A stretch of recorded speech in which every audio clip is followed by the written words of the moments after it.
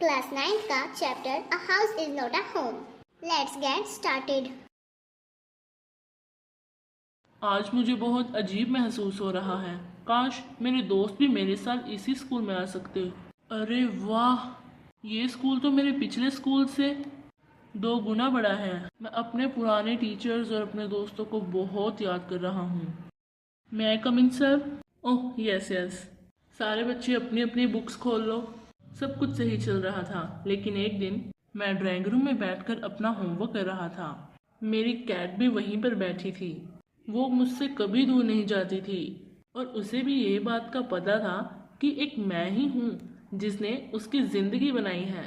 कि तभी मुझे अजीब सी स्मेल आने लगी और मेरे देखते देखते सारा घर धुएं से भरने ही वाला था कि तभी मैं वहां से बाहर भागा।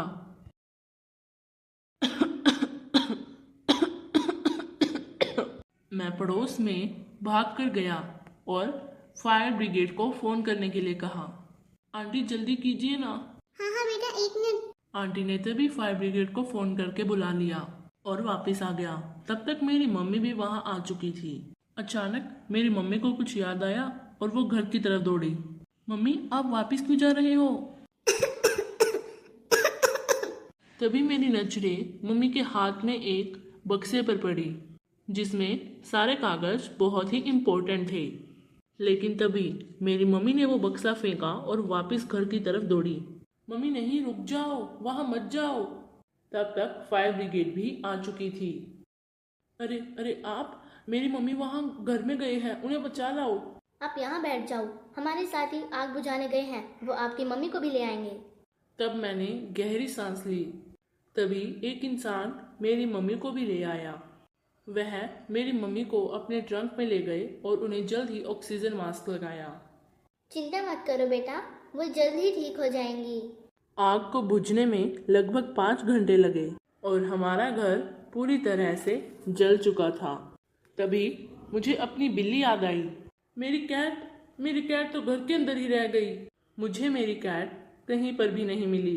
अब हमारे पास कुछ भी नहीं बचा था, इसलिए हम अपने दादा दादी के घर पहुंचे। क्या हुआ बेटा? मम्मी, मेरे पास पहनने के लिए स्कूल यूनिफॉर्म भी नहीं है, मेरे पास जूते भी नहीं हैं, सब कुछ जल गया। आज मैं स्कूल नहीं जा सकता। लेकिन फिर भी मैं स्कूल गया।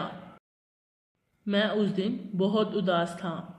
स्कूल में अगले दिन सब बच्चे मेरे पास आ गए और बोले, हमारे पास तुम्हारे लिए एक सरप्राइज है।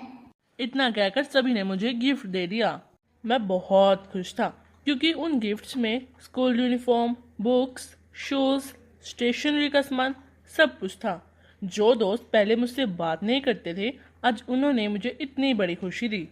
एक दिन जब मैं अपने उस जले हुए घर को देख रहा था, तब भी मुझे अपनी बिल्ली की ही याद आ रही थी।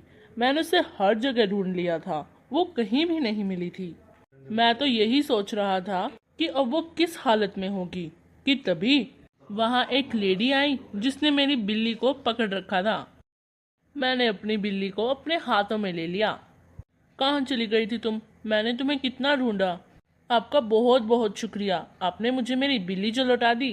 मैंने तो इसकी गले वाली बेल्ट पर लिखे हुए फोन नंबर पर भी फोन किया था, लेकिन मिला ही नहीं। मैंने इसके मालिक को इतना ढूंढा, आखिरकार आप मिल ही गए। सब खुश थे, मैं भी बहुत खुश था।